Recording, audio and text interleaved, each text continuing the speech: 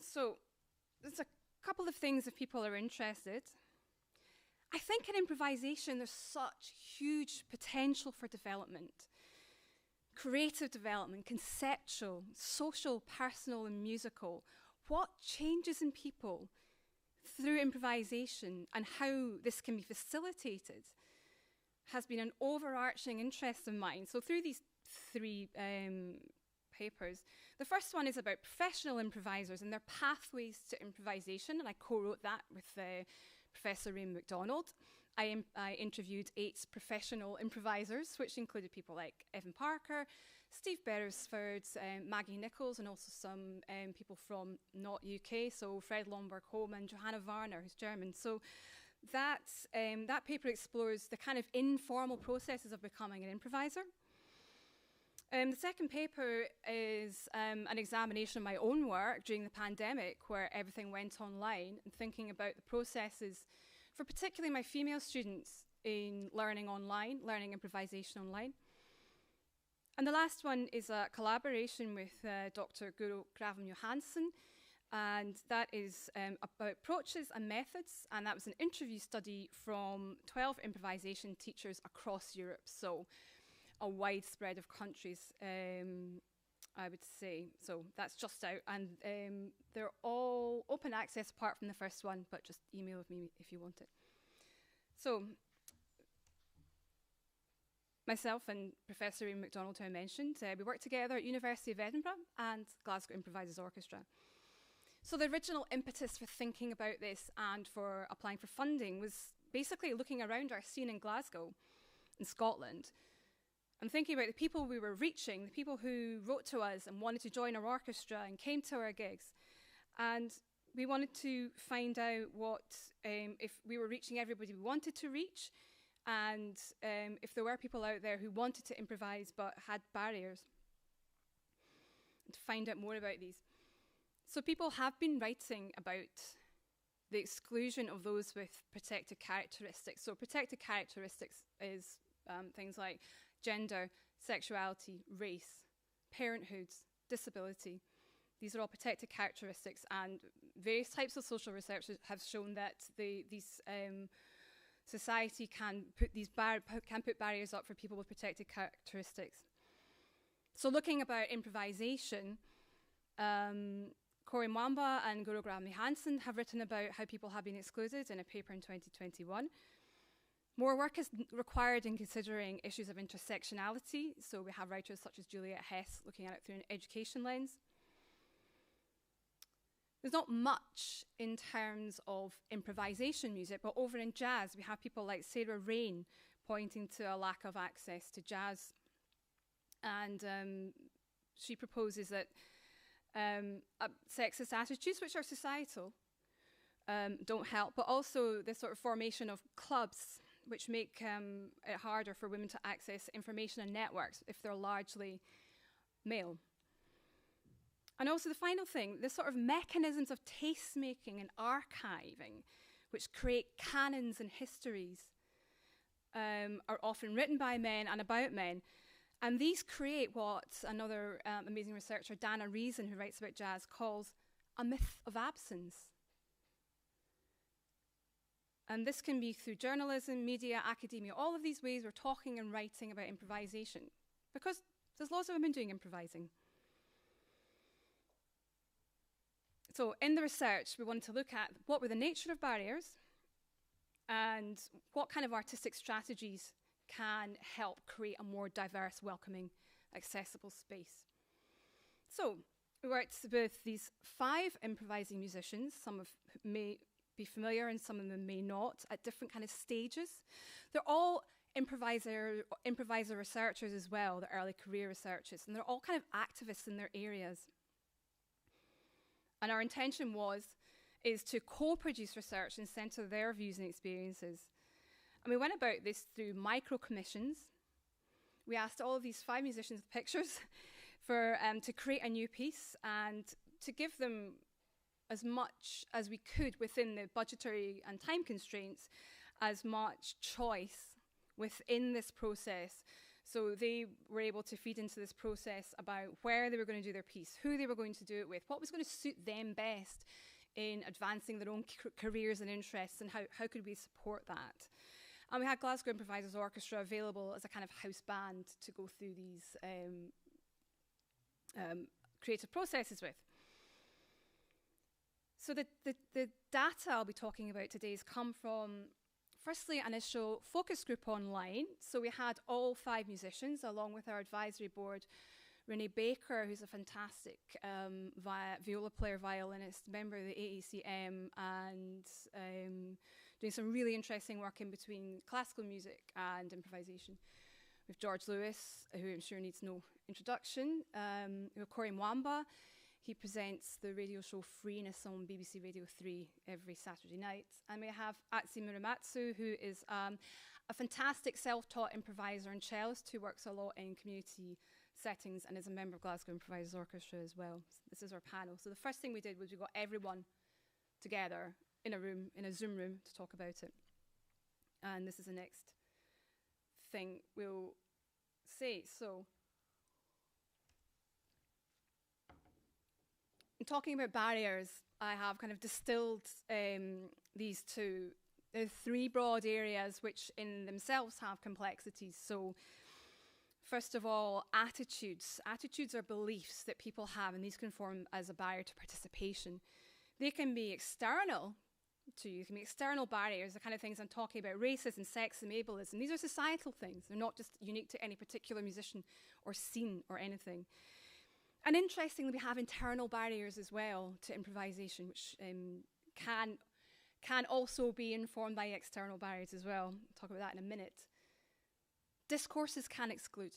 Discourses can form barriers. I mentioned that before in the type of way we think and talk and write and present improvisation to the world. If it's just from a few particular points of view, if someone is coming to improvisation newly and doesn't see themselves in it, that might put them off. And the other broad area is in terms of spaces. So spaces can be physical spaces. Are they accessible to someone in a wheelchair? Is it, it can be artistic and conceptual spaces. The kind of atmosphere we create in a room together also forms a space. So looking at some of the quotes from our people, in terms of attitudes, this is an example of an internal barrier. I'm scared of improvising, but I make myself do it. I find it freeing and terrifying.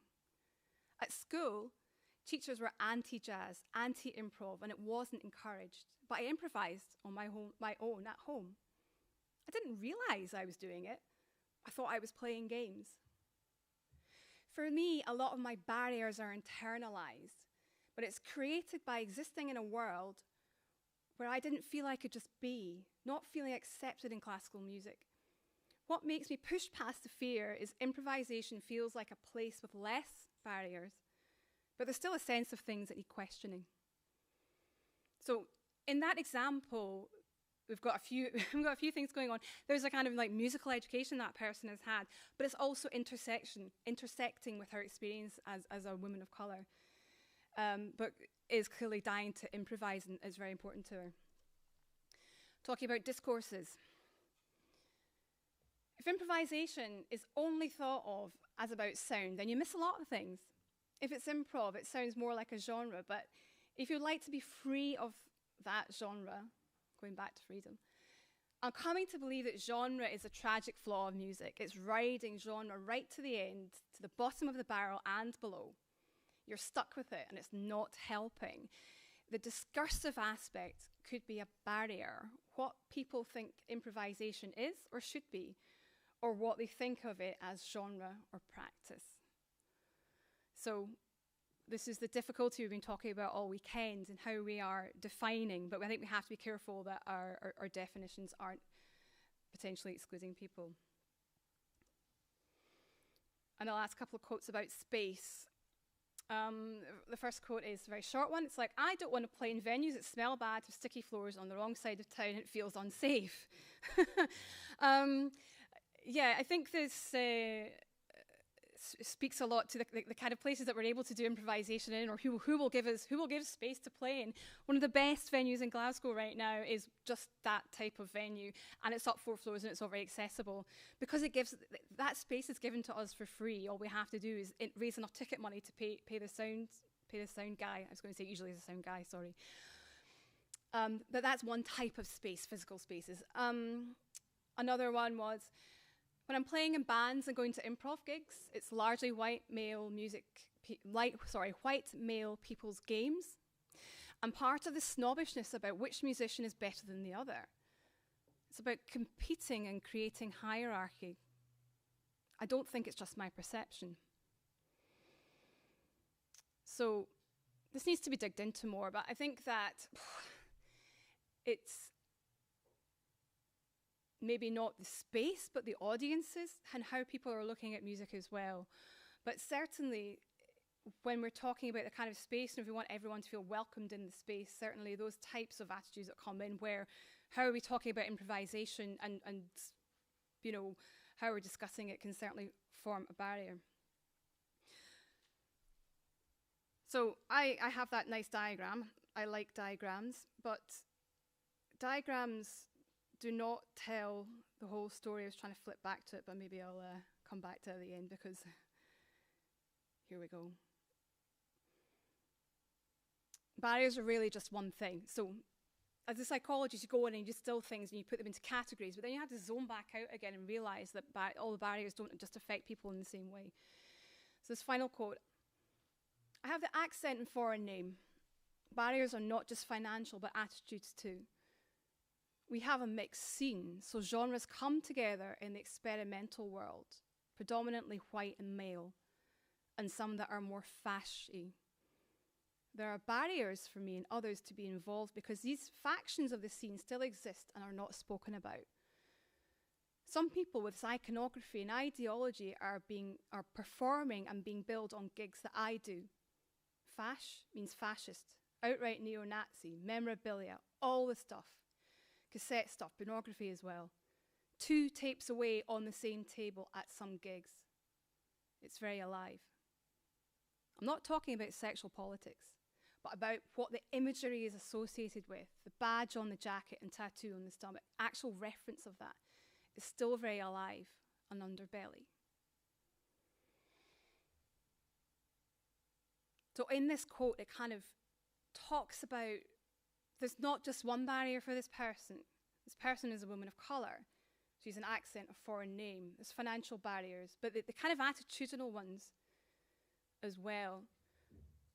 But being in a kind of limited space where you're programmed with people from the kind of fascist scene in experimental music, and if that's the only space where you get to play, that is something that this person is doing.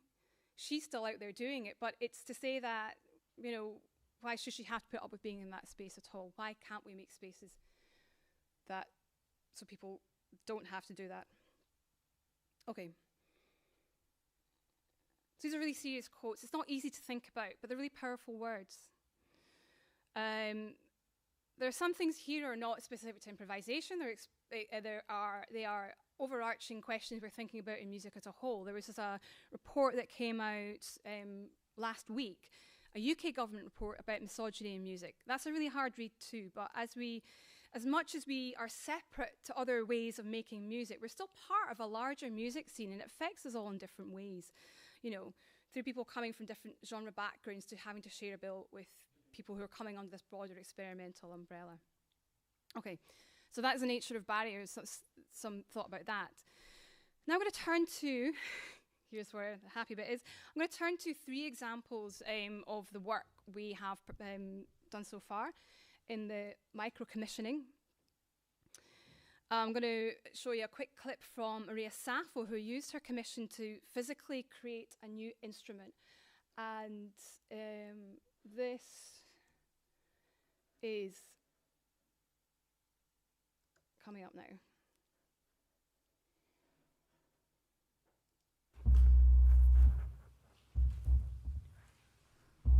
So I'm Maria Sappho.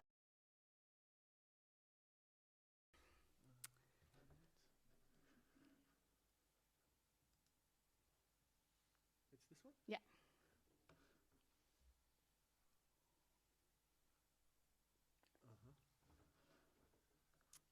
I don't know, maybe that one, because I just opened the window.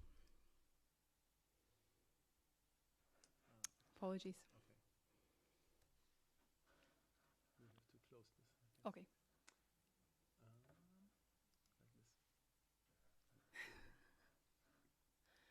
Like this. Okay. Perfect.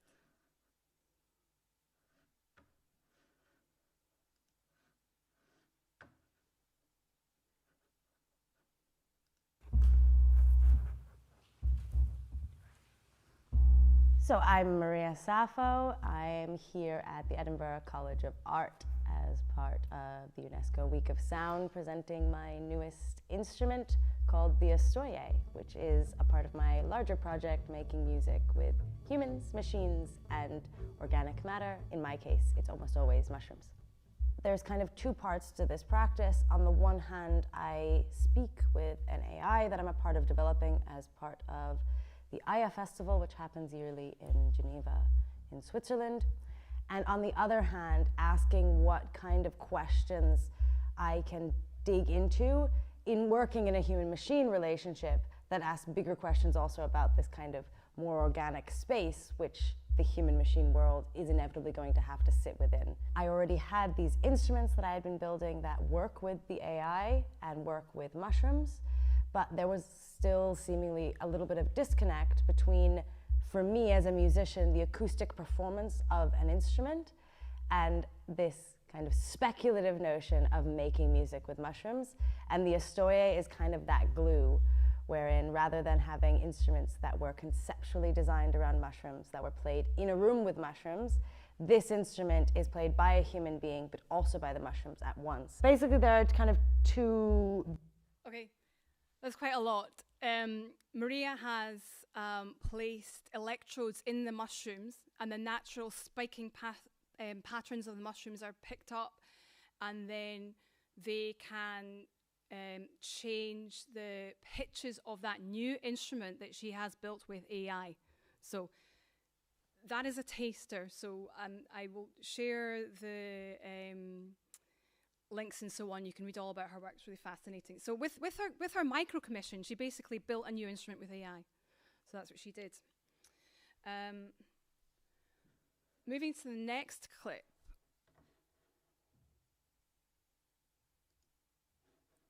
Two seconds.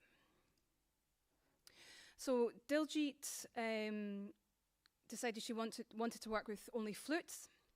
She wanted to do something that was anti-virtuosic rather, and to kind of address some of the barriers she faced in classical music, and that kind of classical music flute world where it's very competitive and so on. So she composed a piece with 5 different flutes that was kind of drawn from her first experiences of improvising. She came to a workshop with Maggie Nichols at the CCA, and Maggie Nichols did the sustain and click piece of John Stevens, which is just one I always come back to as well. It's so effective. You know, you can do it with 5-year-olds and you can do it with anyone basically.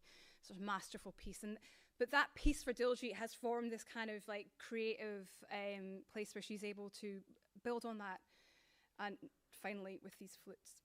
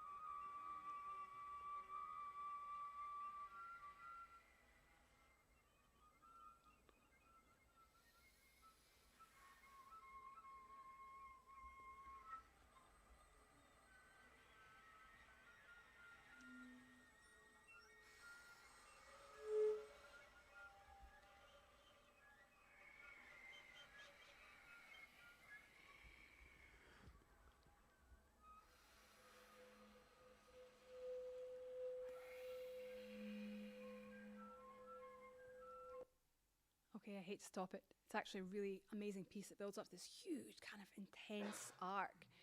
And just to notice, we have a shakuhachi, a bass flute, piccolo, a concert flute, and Diljit has an alto flute. So, but very much playing with the breath, and like I said, the piece heavily influenced by this sustain. So I'm going to, I can't play everything I wanted to because alas I've slightly run out of time, but the last thing I want to show you is just some brief suggestions for how we might address some of these issues I've been talking about.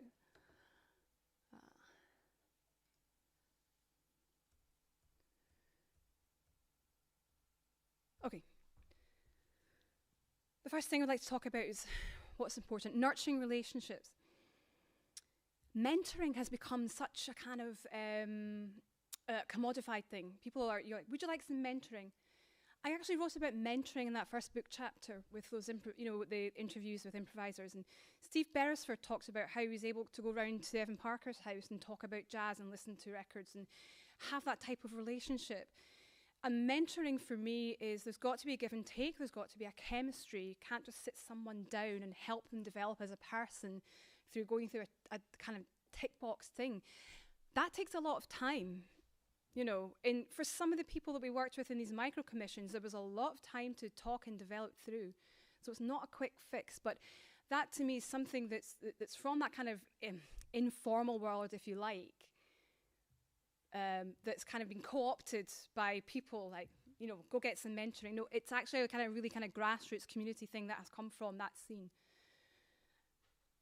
I would like to see power distributed as possible.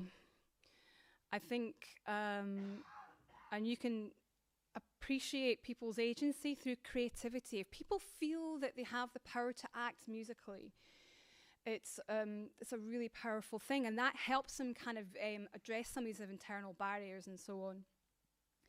And pay people where possible. I think that we're in a in the UK, we're suffering from the after effects of COVID, Brexit, and cost of living crisis. But I think wherever we can, it's a kind of important duty to really share that money out where we can. We need to expect and build for difference. I'm thinking about inclusion more broadly in educational context as well as improvisation. I have meetings with students who need to talk about learning adjustments, and that's ways in which the teaching needs to accommodate specific things, specific needs due to disability, for example. And for me, it's a big game, perhaps.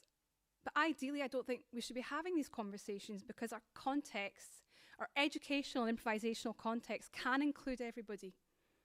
So that means we have to think about how we're going to get people in. Different people who have different types of access needs. We talk about this all the time. We need to find new ways of thinking about improvisation. This is not to cancel anybody, but we need to really just have that plurality. We need to find new ways of talking about it, new places to play it, and new people to improvise with. We need to challenge our beliefs in our joint discourse. We need to accommodate different ways of thinking about improvising and how we can explore it creatively. In Glasgow, we have a kind of tacit rule that even if we don't agree with the strategy that's in front of us, we'll do it. We commit to the process. And if we really feel that strongly, we'll maybe sit that piece out. We'll not sit in a moralizing silence. That's another Evan Parker term. I don't know, it was in a personal conversation, but he said that sometimes in big improvisation groups, you can sit and be in a moralized, no, we don't do that. We use all kinds of different strategies, conduction graphic scores, and not everyone likes them, so that's fine. We need to be proactive when giving opportunities. Commission women, commission queer musicians, commission disabled musicians. What you put into physical spaces, the musical and artistic spaces, affects attitudes and affects discourses.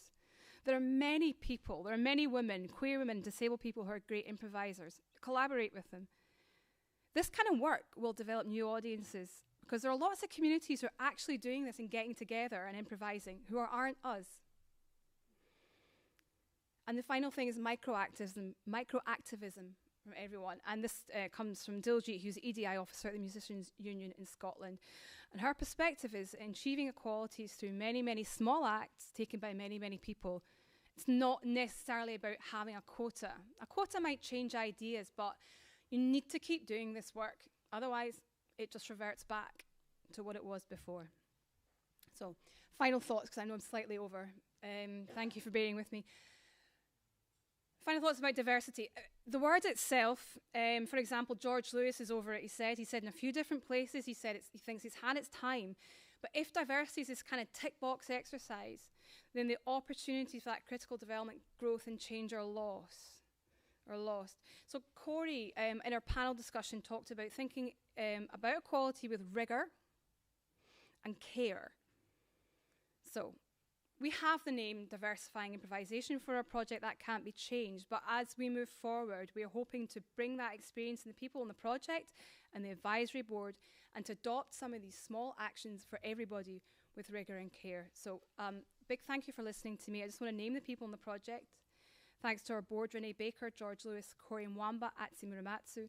And very special thanks to our people who took part: Sonia Alori, Diljit Bachu, George Kipradimus, Mariam Rizai, and Maria Safo. There will be a project website out soon. I'm going to say by the end of March, because that makes me accountable to a room of people. You need these hard targets sometimes. So if you want to email me about any of the references or have a chat, because I have to dash back to Glasgow very quickly, then please do get in touch. Thanks very much.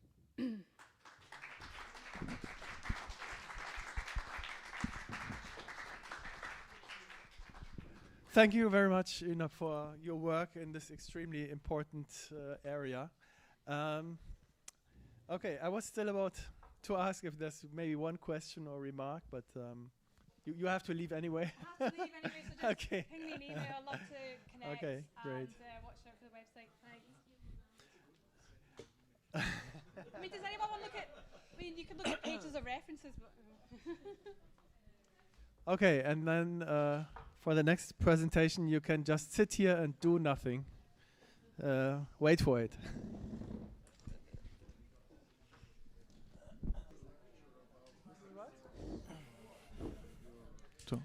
Okay, we continue with the presentation of Karl Ludwig Hübsch, Do Nothing. Yeah, thank you. Thank you for the invite, Matthias. And I had, I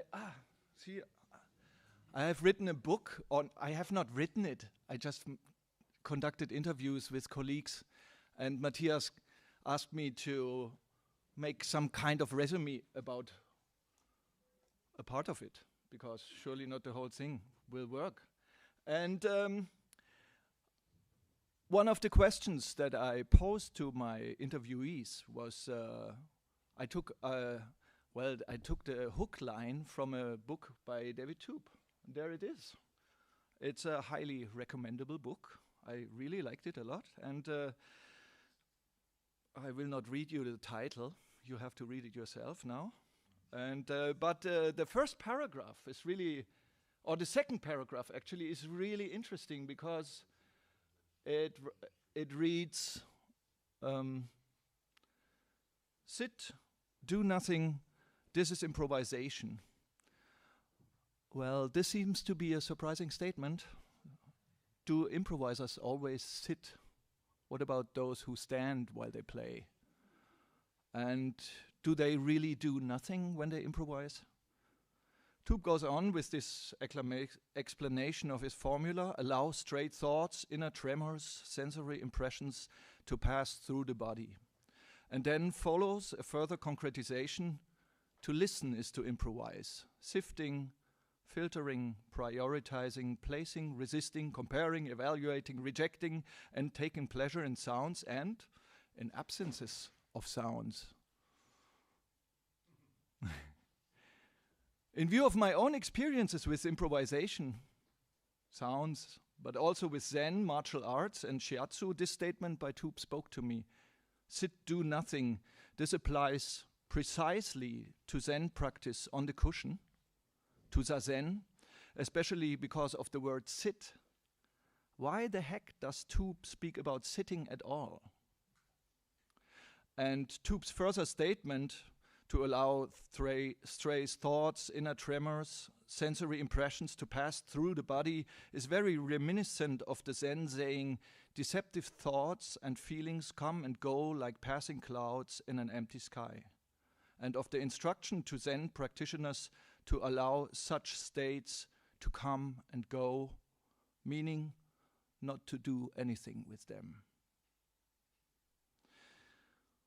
By the way, Zen practice, John Butcher spoke about meditation in the first evening, and this brought me to maybe try to clear up something. Is not really meditation in the sense of trying to achieve a better self, higher awareness for your life, or being a super gentle person and float 10 centimeters above the ground. That's not it. It's the contrary. It's very grounded into life. When you sit, you sit. When you talk, you talk. That's pretty much all. And that seems to be pretty difficult for us, and even more difficult to believe.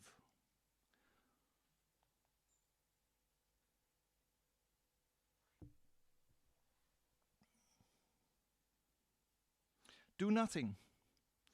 Also in shiatsu practice, a meridian-based massage developed by Shinsuto Masunaga on the basis of Japanese massage and traditional Chinese medicine, not knowing and not doing is really the foundation from which an entire treatment develops. And yet one studies and learns meridians as well as Chinese and Western basic medical knowledge. And actually you have to overcome the idea even to help other people, to make a good treatment, which is also really interesting. Isn't it also true that improvisers often have a huge musical knowledge to only forget it all in the playing? Such thoughts led me to asking my improvising colleagues what they think about David Hübsch's formula and what their own spontaneous formula for improvisation would be. You can see here my interview partners. I don't read them out to you at all. I let it here for a while. They all were at the Soundtrip series. Maybe I read it anyway. Lotte Anker, Martin Blume, Marlies de Backer, Fred Friss, Gunda Gottschalk, Erhard Hirt, Salim Javed, Magda Meyers, Jérôme Neutinger, Angelika Sheridan, Flo Stoffner, Tizia Zimmermann, and then I conducted some additional mini interviews with Burkhard Beins, Elisabeth Kudu, Alexander Frankenheim, Michael Vorfeld, and with the actor-musician improvisers Robin Gilly, Frank Häusermann, and Elena Giesler from Zurich.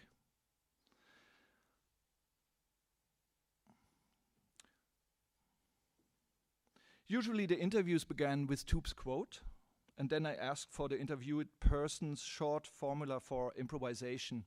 In the following, I would like to let the answers enter into a virtual dialogue with each other, not without adding my 2 cents every here and then. Short interjection about improvisation, I refer to group improvisation, not to solo improvisation and not to conceptual improvisation. And forgive me if I do not always tell who I quote. This text is mainly made out of quotes, so you can ask me later, you can find it in the book, or I try to do my best to tell who I quote. I have roughly categorized the answers of my interviewees into 4 chapters. The state, empty mind, presence, space. The action, attitude, flow.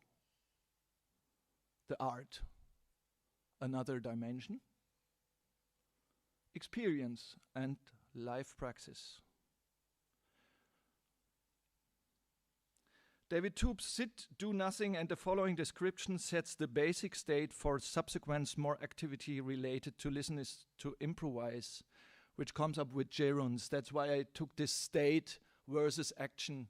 I tried to make this separation, which partially works, as you will see. Asked what she does on stage, Lotte Anker makes a seemingly contradictory statement, being empty in the sense of being present. Martin Blume describes this state as out of stillness in the here and now. And Marlies de Backer and Magda Meyers agree in expressing it as being there 100%, as being in the moment. Emptiness and presence are obviously considered to be close to each other, or even terms for the same thing, as in Lotte Anker's saying. But while presence was appreciated by all interviewees, the concept of the empty mind or emptiness was found to be difficult by some of my interview partners. What is actually so appealing about the idea of emptiness? Every experienced improviser has probably gone through a phase in their biography that was characterized by planning and backdoors, by energetic or material-related lifelines that would carry them through unimaginative times to provide a secure structure along which they could survive an improvisation. Fred Friss: when I first started performing on stage as a soloist, I constantly had my mind full of thoughts about what I should do, how I should do it, in what order I should do it in, and when I should do this or that or the other, and the music was hopeless. Because however great the components might have seemed to me, the fact that I already had lined them up in my head meant that it was dead before I had even started. And Friss practiced Tai Chi for a while in the 80s, and one thing he learned was to empty his mind, he says. Empty yourself, then there is nothing there when you come on stage, and you can start from this nothing. But later, he realized that reading a newspaper or works more or less the same way, or a conversation about football or something. And he likes to occupy himself with something that has nothing to do with the performance until the moment he goes on stage. Such a statement reminds me of experience with improvised musical theater, where we tried to empty our minds before we started to perform, and it was a disaster. We were standing there and waiting for the empty minds, we said, 1 minute. But it was a whirlwind, and the more we were waiting, the worse the whirlwind, so it was unbearable. Well, we stopped that and just started. And what does the emptying the mind actually mean? What does it mean to you? Flo Stoffner has also a very nice answer to the empty mind. An empty mind? I don't think I have an empty mind. Of course, I try to have an empty mind by not even starting to think about how to get an empty mind. Otherwise, I would be fucked. I think about pretty much everything that has nothing to do with music before I play. However, he can definitely get something out of Toop's do nothing. Because he says it's very good because anything can happen to you when you do nothing, and you do that on stage together with others. While Angelika Sheridan is not at all sure whether an empty mind exists at all, Jérôme Neutinger, when asked about it, replied, "This seems almost impossible. I always thinking not necessarily about music. It could be wine, politics, or social relationship. It may or may not appear in the music." Terms such as empty mind and not doing obviously evoke very different associations and misunderstandings that are linked to the individual experiences of the interviewees.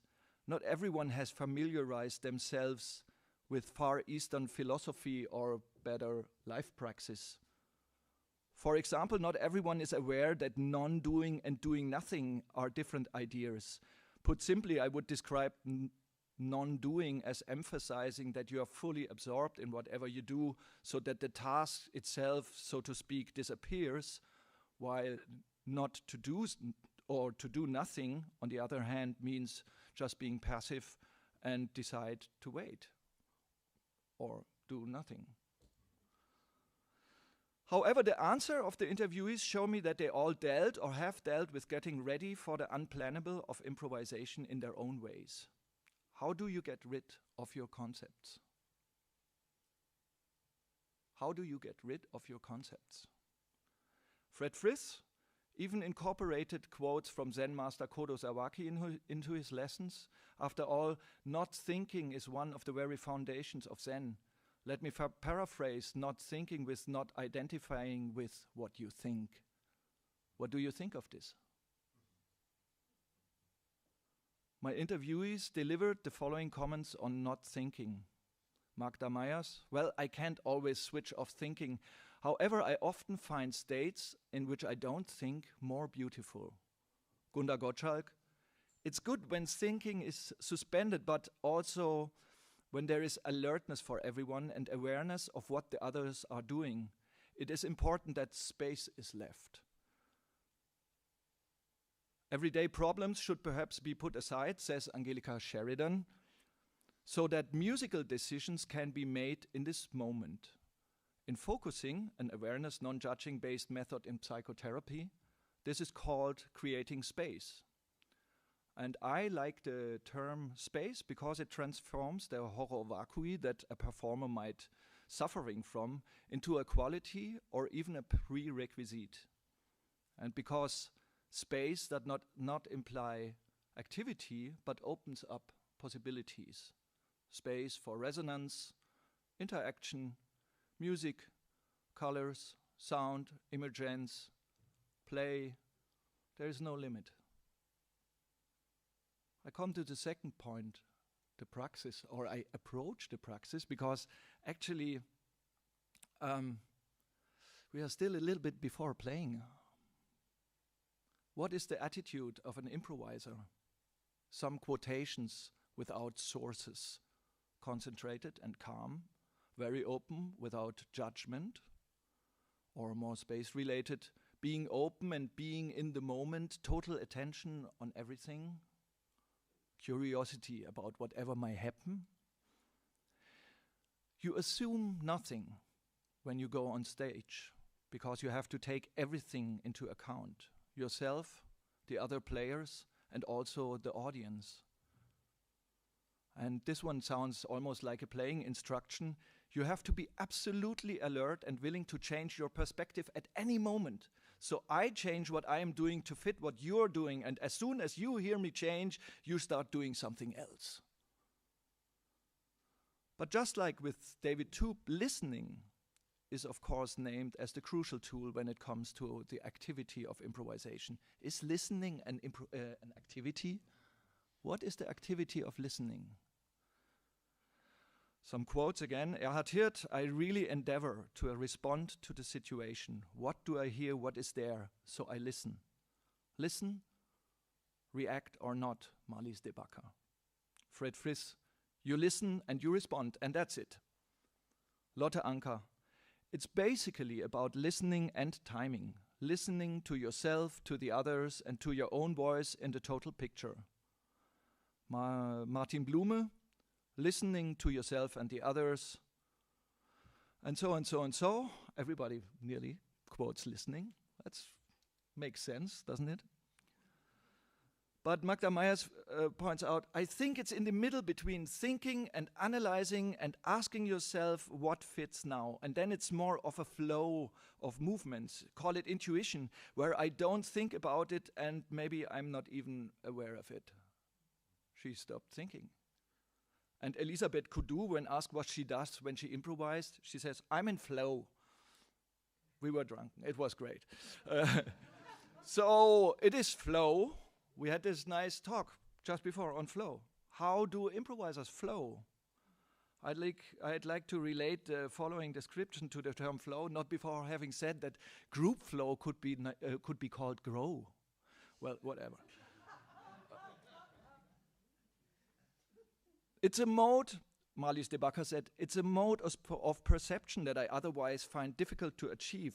Perceiving everything and dealing with it as effortlessly as possible. Effortlessly, you say. Either as a reaction or just without reacting. Erhard Hirt, it's between an emotional and a mind-driven level, or to put it more glorifyingly, above those levels. Jérôme, it can happen that sometimes I'm aware of everything. I can hear something fall on the floor, or if something strange happens, I will feel it. But also it's possible that sometimes some things happen and I don't get it. Both is possible. Fred Friss, the basic questions are what just happened and what's going to happen next. It boils down to that. Angelika Sheridan, there is a constant exchange of information going on all the time, incredibly quick and not necessarily consciously. And that's why it is so important to be able to react openly and, if possible, without prejudice, to really engage with what you are hearing. Magda Myers, if there's too much ego involved and you try too hard to contribute something, then it becomes difficult. At the same time, I find reacting passively to input just as unproductive. I think this balance is the difficulty and also the exciting thing about it. How much do I get involved and how much do I take a step back and just let it happen, which then comes together and has another dimension? What would that be? The entity John Butcher was talking about on the first evening, I think he used the term entity. We couldn't agree on that. I like the term a lot. An entity. When your thinking loses its direction, says Alexander Frankenheim, you are in the other realm. When your thinking loses its direction. Is your thinking still directed? Michael Vorfeld, when it works, things come together and something third, another level emerges. And here's a sentence just made out of quotes, a kind of a patchwork. It is necessary not to plan anything, not to have concepts, because there's always the danger that expertise and ambition will bring decisions into the improvisation. And then you're back into conceptualizing or composing in the moment, the sense of putting things together. So ego, expertise, and ambition are obviously dangerous companions on the way to a good improvisation. Erhard Hirt describes improvisation as a balancing act between emotional and intellectual levels, and the image of the balance implies that it can be more or less successful. So do we go into this communal process with everything that is there, everything we have, and with a minimal possibility of control? Our main job might be to leave the control and thus the ego aside. That's what I say in my workshop. Usually the music makes itself. You don't have to do it. The music makes the music. Would that touch the other dimension? And what about art then? Because it's an art form. Salim Javed, it's important to let memories and preferences out so that a piece, a work of the moment can really emerge, an honest confrontation in the now, where sounds and forms that follow one another happen exactly as the moment demands. Flo Stoffner, I think the information is simply all there. I actually see the sound that comes out as the last thing. Everything happens before the sound. It's much faster than the sound, and the sound is at the end. And then it's already over. This quote resonates with my own idea of the music as a result of the joint burning process. Traces of fire, like in the artworks of Erika Enders. An improvised musical work bears the unmistakable traces of all those matches, of all those involved, with all their experience. It results from a good portion of unintentionality and great expertise. Lotte Anker, it's fed by many years of experience with different groups. Erhard Hirt, if I put it in positive terms, I have worked for it. The situation has developed over time. Salim, you communicate something about yourself and your own sensitivity. This happens involuntarily because you pick up something from others. When you play, you sense someone's preferences, their attention, their impatience, simply everything about them. And I believe that you communicate a sentiment, a narrative, or something like that. Flo Stoffner, we are creating proof that the coexistence of existence can work beyond hierarchy.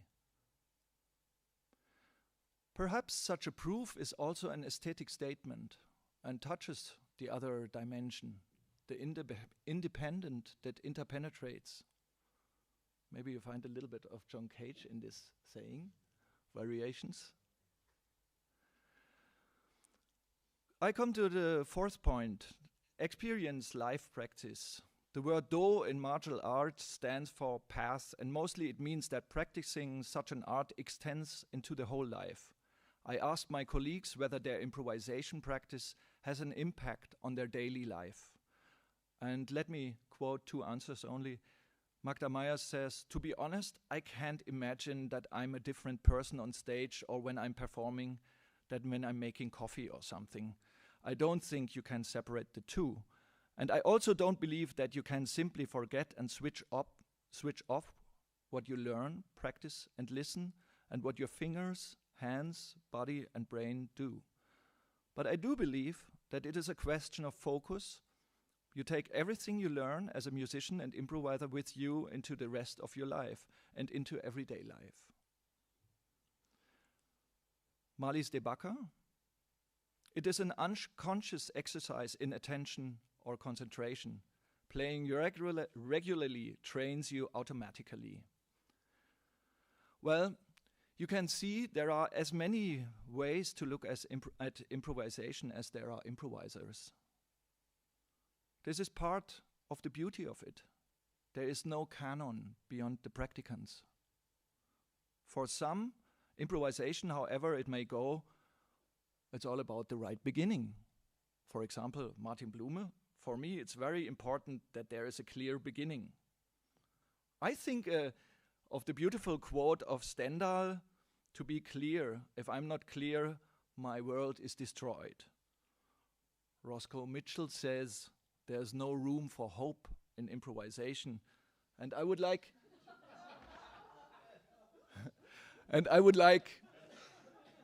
to play you three super short interviews of my colleagues from Zurich, with whom we perform since 20 years, The Pleasure to Fail. It's a theater piece, and it's a so-called, we call it zero improvisation because it's a free improvisation. We don't know what's going to happen. And I asked them what, well, you will see. Sorry, Elena. Was machen wir, wenn wir improvisieren? Einfach spielen. Einfach spielen? Ja. Und wie geht das? Ja, einfach machen. Einfach schauen, warten. Schauen, warten. Was passiert. Auf das, was passiert. Woher weißt du, ob das gerade richtig oder gut ist? Und das kommt aus Gefühl. Das kommt aus dem Gefühl? Ja. Aha, okay. Und wenn es nicht gut ist, was machst du dann? Einfach weitermachen. Einfach weitermachen? Ja. Okay. Genau. Vielen Dank. Was machen wir, wenn wir improvisieren eigentlich? Augen zu und durch. Augen zu und durch? Ja. Und woher weißt du, ob das gut funktioniert, so mitten im Spiel, wenn du auf der Bühne bist? Ein Zitat. Wenn du deine Eltern denkst und mach deine Augen zu, denk an deine Eltern. Okay. So wird alles überwinden. Ja, das weiß ich. Du überwindest alles, Ja, während du spielst. Und dann ist es gut. genau. Also, Die Improvisation ist also dann gut, wenn du das Gefühl hast, du überwindest. alles, also, was du willst, denk immer an deine Eltern. Okay, Ja, das werde ich heute mal ausprobieren. gut. Danke. Tschüss. Wir wissen, was machst du denn, wenn du improvisierst? Gute Frage. Nicht schauspielen. Nicht schauspielen? Nein. Nee? Nein. Was passiert denn dann, wenn du improvisierst? Was denn passiert? Ich spiele mit anderen Leuten zusammen. Okay. Und wann weißt du oder wie weißt du, ob es gerade gut ist, wenn du spielst? Ja, das können ja nur die Zuschauer sagen. Okay. Danke dir. Bitte. Ja. Thank you.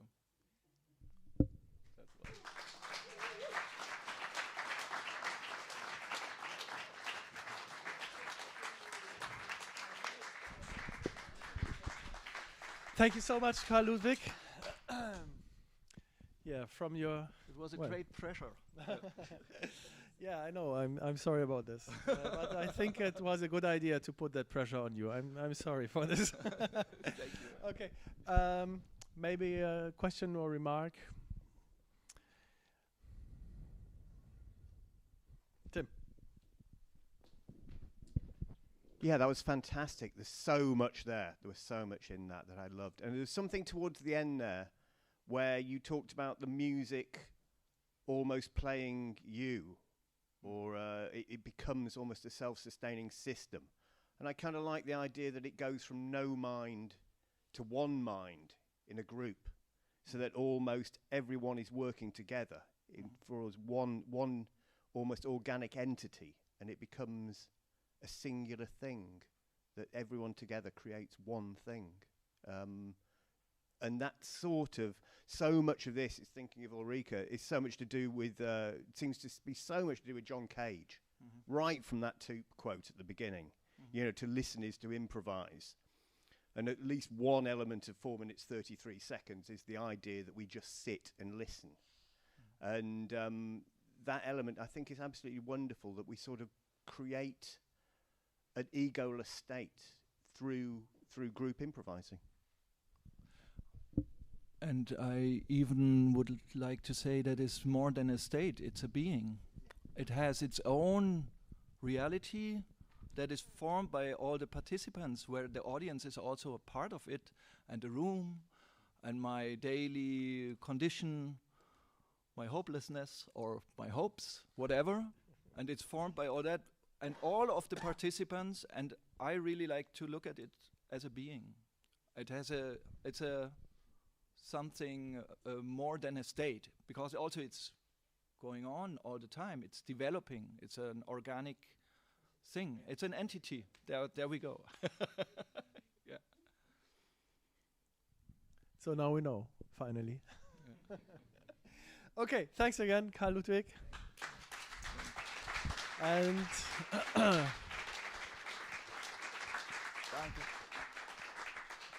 then we are coming to our last presentation of this symposium by Richard Scott, and we will start in 1 minute or so. All right, then please welcome Richard Scott. He will talk about the songs of others, improvisation and identity. Richard. Thank you.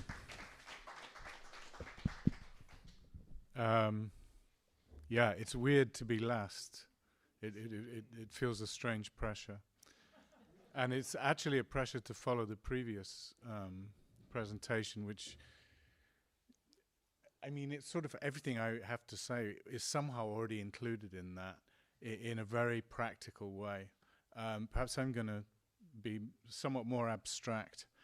A little bit about my history. I did a PhD on free improvisation in London in the late 80s. Which was, it was part of that scene with people like John Stevens and Evan Parker, Derek Bailey, Maggie Nichols, Phil Minton, John Butcher. London was full of remarkable musicians, and I was really a beginner. And I was at London School of Economics, and I was going to do a PhD in Yugoslavian socialist humanism, and partly the university pointed out that I would need to learn Serbo-Croat to really do a good job, which was a fair point. But also, in the back of my mind, I thought I was quite involved in the left at the time, and I started to go to concerts, things like Spontaneous Music Ensemble, and I just had this growing sense that the kind of politics I was interested in, and the kind of political reality that I wanted to experience was something that was somehow already in the music, and that I was experiencing very strongly sitting and watching these concerts, and in fringe left-wing meetings where everybody hated each other and particularly hated the people that were closest to them politically but were that bit different, was really dispiriting. So I think through the music I began to experience something about including difference, coping with difference. So I wrote this PhD, and a lot of the ideas from that, actually it's important to stress, nobody read this PhD for about 25 years. I think it's just like a lot of these things, it just went and disappeared, and I decided to be a musician rather than academic. So I kind of forgot about the whole thing. But a few years ago, people dug it up, and a couple of musicians told me, oh, people are reading your thing, you know, it's been quoted, and it turned out to be true. But it was literally 25 years I got this much feedback. But some of the idea, anyway, at this point I thought I'd better read this thing, because my memory of it is that it was awful. And I read it, and I was surprised how much of the things I'd written as a 25-year-old who was just learning to play really at that time, I was surprised how many things I'd written that I still agree with. So some of these ideas are what I'm going to talk about. In many ways, they're 20th century ideas. There's nothing new. And hopefully, if my timing's right, there's a quote from one of Samuel Beckett's novels that I'd like to finish with, that I included in the PhD, and is still something that sort of comes back to me. So, this is written because I didn't want to improvise, and I particularly didn't want to improvise because I thought I'm going to be sat here for 2 days getting all this feedback and information. So I need to hold on to what I thought I should talk about 2 days ago, which might not be what I want to talk about now, but that, you know, you have to have some discipline. So free improvisers, there'd be no surprise to anyone in the room, free improvisers tend to be quite unique, developing personal musical languages and individual techniques. And it's therefore tempting to see improvisation as a very individual mode of, a very personal mode of musical expression. And for most of us, improvisation is a deep commitment. It's work, it's play, it's pleasure, it's art. Perhaps it's an obsession, and against all odds, could be a career. And a common answer to the question, why do we improvise, might be in order to freely express ourselves. I don't believe that free self-expression in this sense is necessarily the main point of improvisation or its most fertile potential. I think improvisation as an expressive medium is better seen for the potential it represents of going beyond merely expressing ourselves. The idea of self-expression, which is closely linked with ideas of identity and originality, tends to assume that the self is a discrete, intact entity, as if I have myself inside and I open my mouth and I express that self, or in my case, I make a fart noise on an analog synthesizer and I express myself. Really? Is that the best way to go about it? I don't know. It doesn't feel to me right. It assumes that we are someone, we have something to say, and we know what that is, and we express that thing. But I think improvisation is a lot more than the assertion of, say, personal needs, abilities, habits, and tastes. The self might be a vehicle for creativity, and an individual desire for creativity or expression might be what gets us out of bed in the morning. It might get us into the practice room. It might get us on the stage. But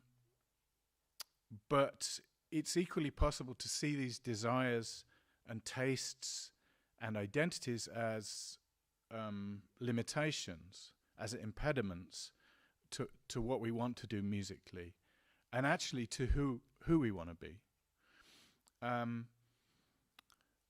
Improvisation exists not just with ourselves, but with many other contexts, contexts that are not ourselves.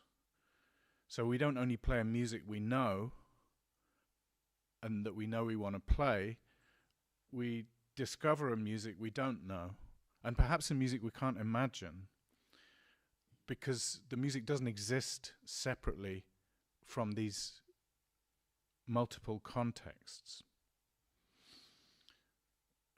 And we adapt to circumstances, we adjust to others, we're always responding to situations that we can't fully control, and we choose to put ourselves in situations that we don't control, that we don't want to control.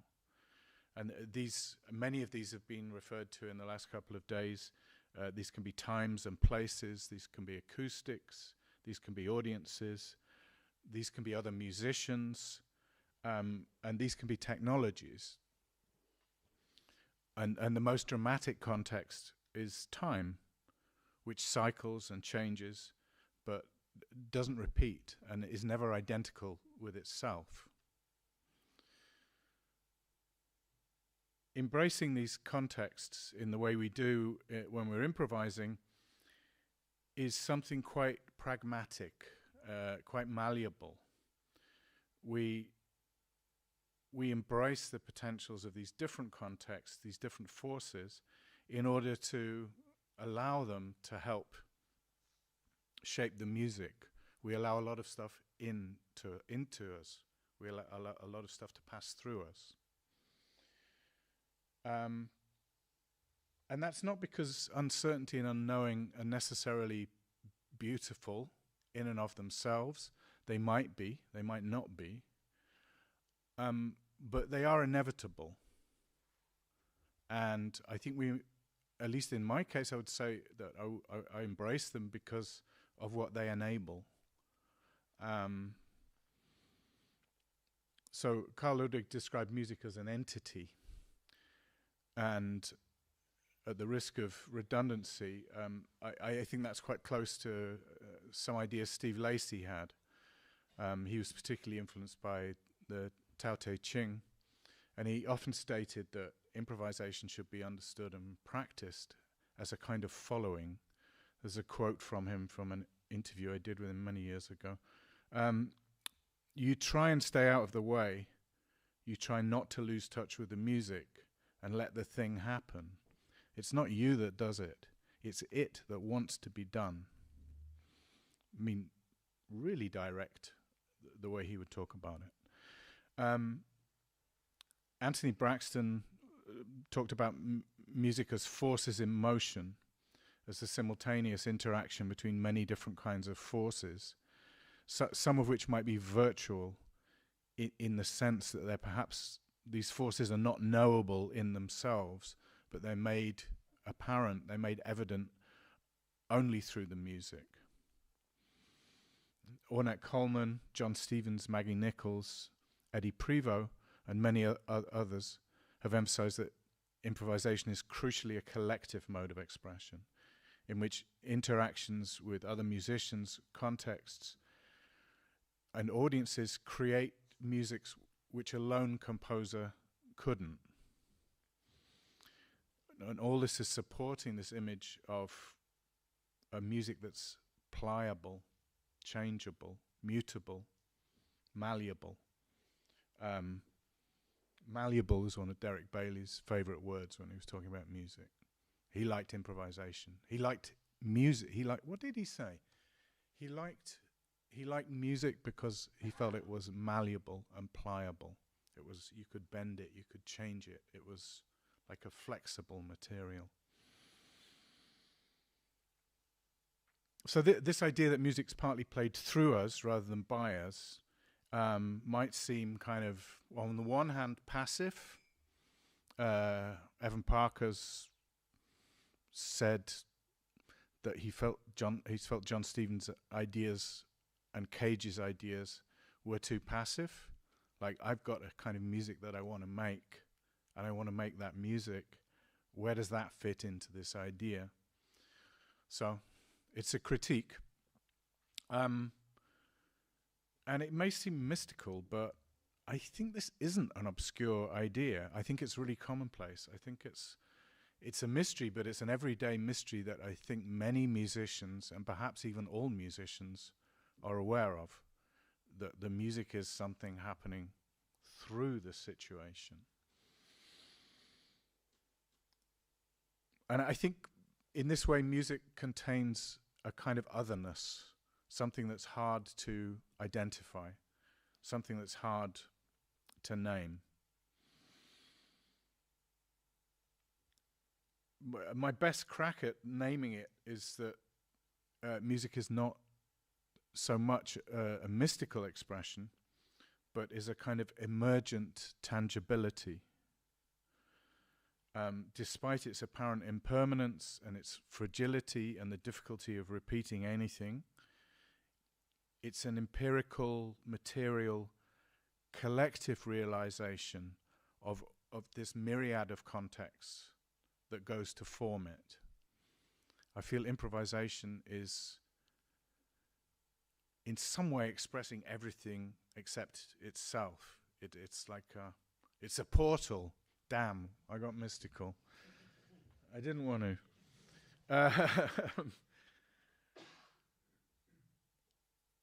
Improvisation isn't separate from anything. It doesn't know how to be separate from anything. It's always dependent on everything that goes to form it. I think that's what I want to say. From its historical beginnings, 50s, 60s, 70s, by refusing predetermined form and questioning many aspects of musical aesthetics, free improvisation has always, I believe, expressed something of the postmodern condition of narrative collapse, of a sense of fragmentation, a sense of anomie and alienation. It's not a music of belonging, but maybe it's a music that seeks to belong. But the world, at least the world that I've lived in, doesn't allow us to belong to it, at least not in any simple way. It's characterized by powers that forbid belonging. And it's flux and flow, it's always forming, it's always falling apart. Everything is always at once, which is what I called my last record. Unfortunately, then a film came out immediately with a very similar title, which ruined what I thought was a great title. But everything is always at once. There isn't a point of rest or refuge from which to survey or plan our next move. An improvisation it's a difficult thing to step out of, think about, survey the situation and step back in. You can do that, but that's not an easy move. There's always more information to deal with, and perhaps there's always too much information. Deleuze wrote that it is only when we forget our names that we can write in our true names. He was talking about writing. And this traditional image of a fixed, heroic, stable self, it is not ourselves, and neither is it the character of the world we inhabit. I think since the advent of economic and cultural modernity, people like Nietzsche, Dostoevsky, Freud, Marx, Artaud, Sartre and de Beauvoir have all in their different ways demonstrated that this image of a self as a fixed and secure entity is a problem. So, yeah, today I think we're much more likely not only to experience ourselves as fragments, molecules interacting in a process of formation and dissolution, I think we're more aware of that as well. I think this feels like a common perception that might have been an avant-garde thing to think 40, 50 years ago, but is now just an apparent reality. I might be wrong, but that's my perception.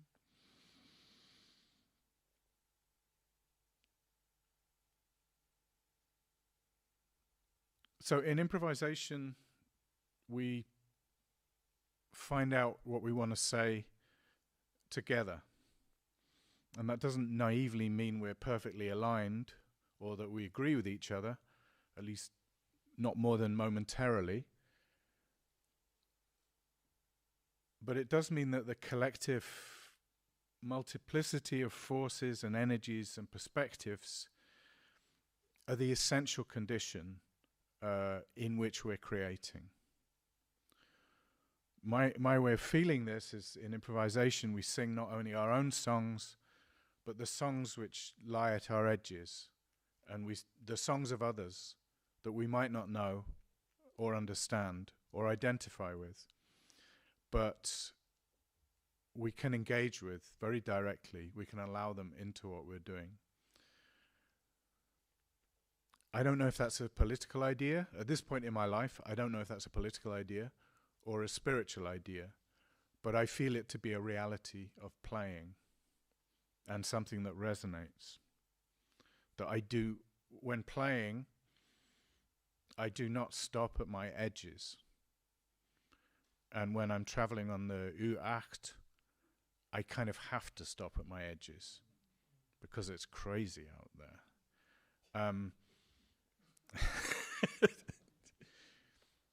That would be lost on someone who doesn't know the U8. I apologize, but it can be hairy. So there's this sort of, to live in a city, you have to build a shell around yourself. But if we do that in our art, we're fucked. I think that is not what the point of this thing is. So dissolving it is somewhat dangerous, perhaps, somewhat joyful.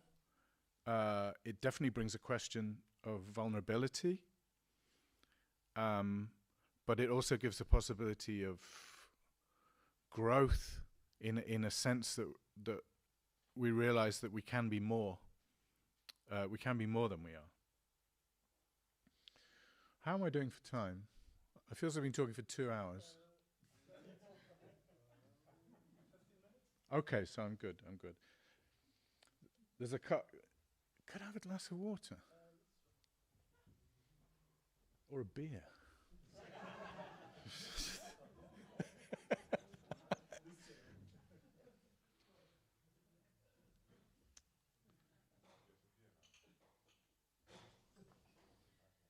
So there's some shorter point. That's the worst bit. There's some shorter points I want to make. Well, so oh, Eva, thank you.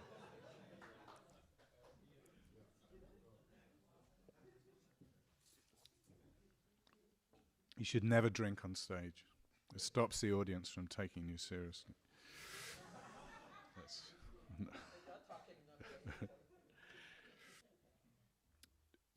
So groups such as Spontaneous Music Ensemble, AMM, Musical Improvisation Company, Music Electronica Viva, AACM, Feminist Improvising Group, these are all peopled with extraordinarily gifted and highly original individuals. These are ensemble projects for whom the collective statement and the statement of collectivity were important parts of the understanding of what the music was for and what it was doing, what it was saying.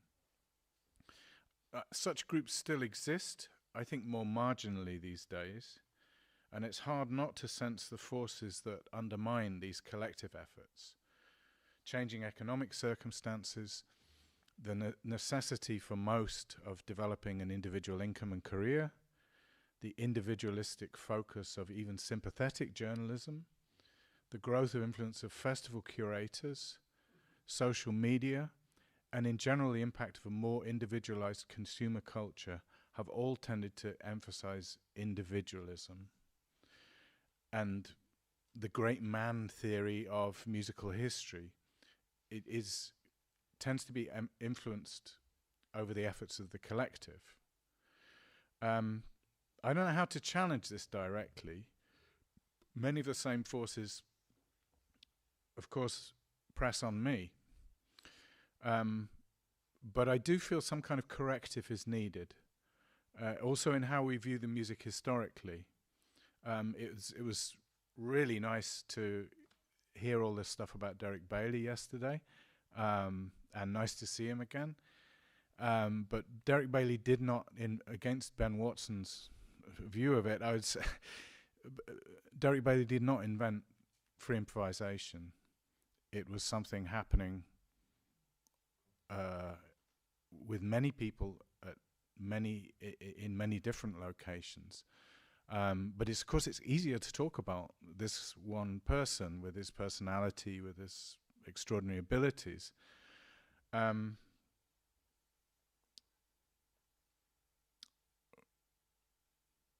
Heroic individual virtuosity is an important tool, but I don't think we should understand it as the main focus of free improvisation, either for musicians or for audiences. It's something I remember from John Stevens, that he would use the term original musicians with a kind of contempt.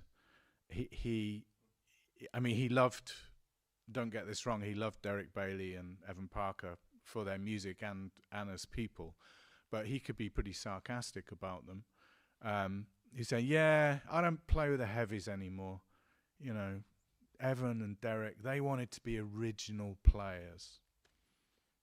But that isn't what the music's about. And I also love, I also love all of that music.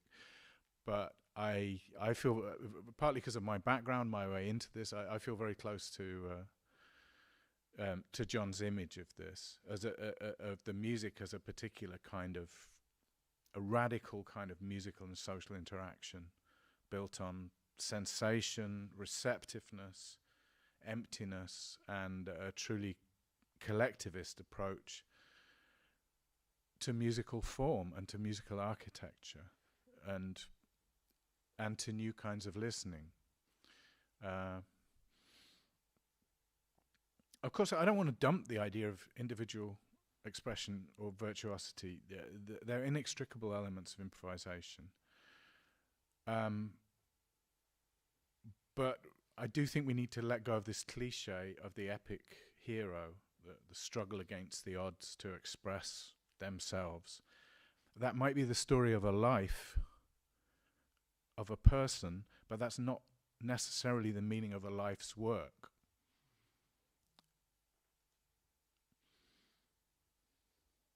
I thought of that last night, that line. Actually, I like it. It's.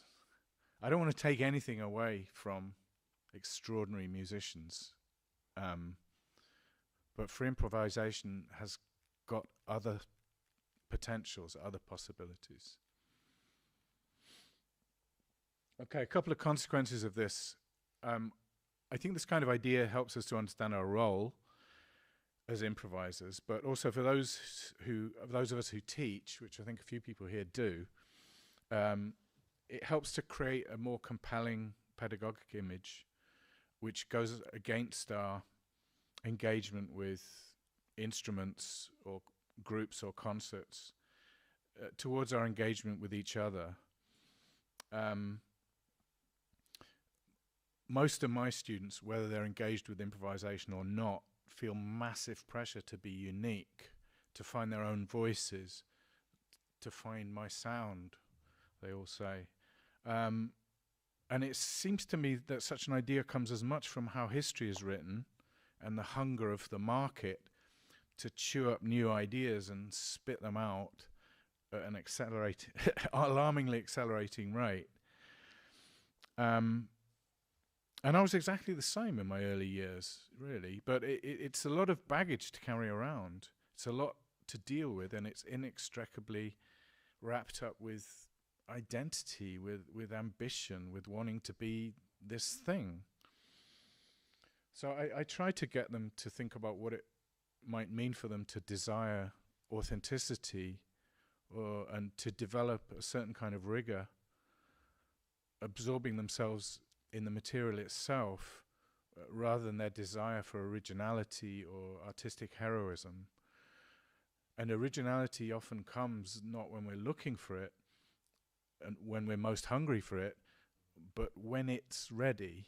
And I see that in someone like John Butcher, who's, I think, an extraordinary musician, and I've followed his progress almost from the beginning. And he has become a great virtuosic musician. I don't think anyone can doubt that. But that's not his aim. That's not what he's about. He's achieved that through absolute absorption in the work. And I find that really impressive.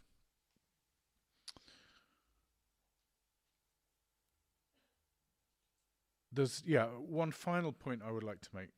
That the change of focus away from ourselves as the origin of what we do, or as the sole origin of what we do, can also help us form creative relationships with our tools and instruments.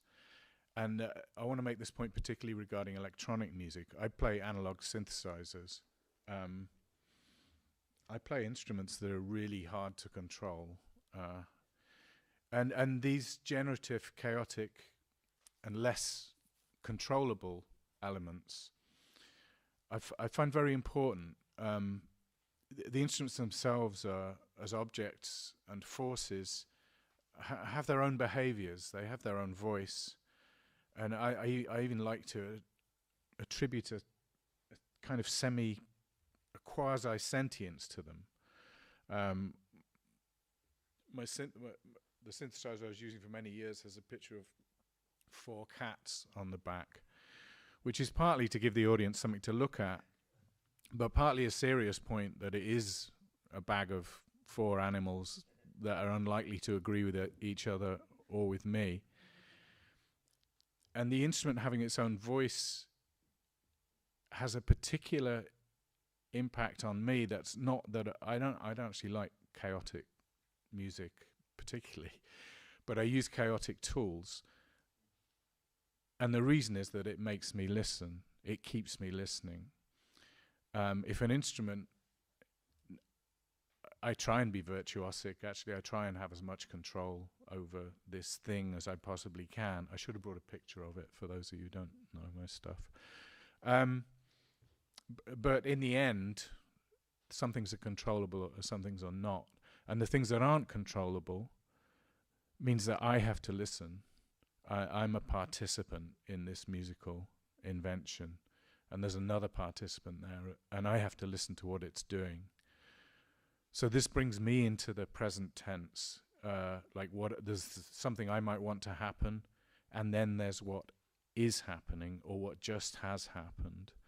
And somehow I've ended up with a bunch of quite weird tools that continuously bring me back to what is happening and what has just happened.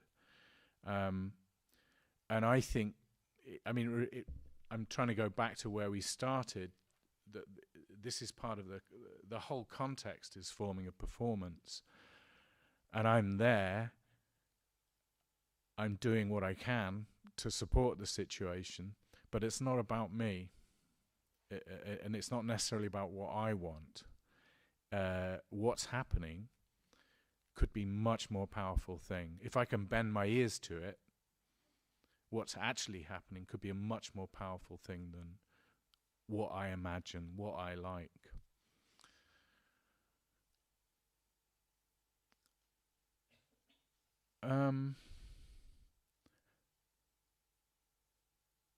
So I'd like to end with this Samuel Beckett quote. It's from his novel Molloy. And at some point, Molloy, as Beckett's characters would tend to, just lies in the garden all night, and just this passage makes me think a lot about improvising. And that night there was no question of moon, nor of any other light, but it was a night of listening, a night given to the faint soughing and sighing, stirring at night in little pleasure gardens. The shy Sabbath of leaves and petals, and the air that eddies there, as she does not in other places where there is less constraint, and it does not during the day when there is more vigilance. And then something else that is not clear, being neither the air nor what it moves. Perhaps the far unchanging noise the earth makes, and which other noises cover, but not for long. For they do not account for the noise you hear when you really listen, when all seems hushed. And there was another noise, that of my life become the life of this garden, as it rode the earth of deeps and wildernesses. Yes, there were times when I forgot not only what I was, I forgot not only who I was, but what I was. I forgot to be. The I was no longer that sealed jar to which I owed my being so well preserved, but a wall that gave way, and I filled with roots and tame stems.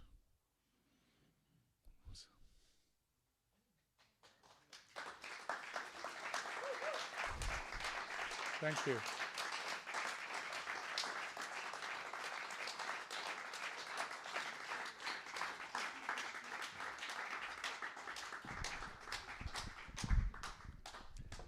Thank you so much, Richard, for all these thoughts. Yeah, maybe it's a pressure, not so easy to be in the end, but I thought... well, one good thing is that it gives me the opportunity to thank you and everyone in the exploratorium.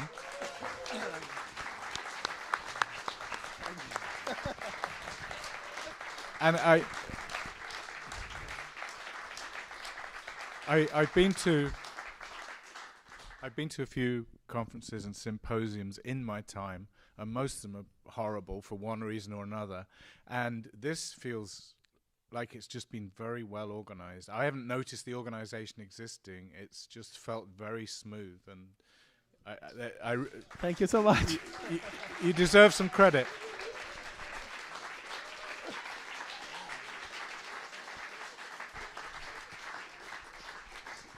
Thanks a lot, Richard. So, yeah, I was about to say a few things still too. But first of all, my idea was to ask if anybody has questions still or remarks to Richard's. Yeah? Yeah, it was very interesting, and I really enjoyed your lecture. And I had just some two things come to my memory about the aesthetics of improvisation. There is an essay by Tim Hodgkins in the same title, and he says that the improvisers has, even to refer the title of your lecture about the songs, the song of others, and and he says that the improvisers has not, their repertoire is not about songs, but their repertoire has a meta repertoire which are really the same function as the song or songs in other musicians and in other musical forms. And I think this is a very interesting point. And also the other one is that the improvisers should able to destroy their own sound in any minute if needed. So what they are build is also should be a very unstable acoustic system, which should be destroyed any time and build up any time in one point of the improvisation. And thank you very much. It was very inspiring. Thanks.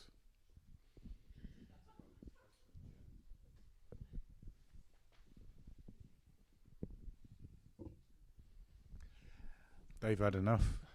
I liked I like this final remark also about the notion of an aesthetics of improvisation, since this is one of my research interests. If there is an aesthetics of improvisation, I guess there is.